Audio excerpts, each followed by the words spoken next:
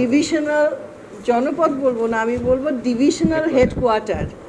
তো সেইখানে divisional headquarter এত একটা সুন্দর নাম থাকা সত্ত্বেও আমরা কিন্তু বৈষম্যের মুখোমুখি হচ্ছি। রংপুরকে বৈষম্যের দৃষ্টিতে দেখা হচ্ছে, কারণ যেই হাসপাতালটা এখানে হবার কথা ছিল রংপুরের ডিস্ট্রিক্ট বা রাজপথের বাইরে গিয়ে এটা নীলফামারীতে তৈরি করার একটা প্রস্তুতি চলছে।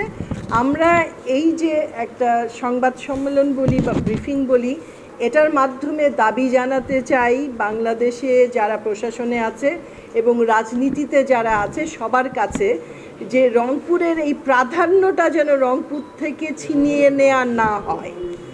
রংপুরকে প্রাধান্য দেয়া হোক। রংপুরে একটা অত্যাধুনিক একটা 1000 শয্যা বিশিষ্ট যেই হাসপাতাল করবার প্রস্তাব চায়না দিয়েছে, সেটা যেন রংপুরেই হয়, এই দাবি এই প্ল্যাটফর্মের তরফ থেকে আমরা সবাই মিলে জানাচ্ছি। এবং আমরা চাই যে রংপুরে যে প্রয়োজনগুলো আছে, আমাদের একটা বড় একটা অডিটোরিয়াম নাই এখানে। আমাদের যে অডিটোরিয়ামটা আছে সেটা ক্রিকেট খেলার জন্য উপযুক্ত নয়, আমাদের একটা ক্রিকেট অডিটোরিয়াম প্রয়োজন।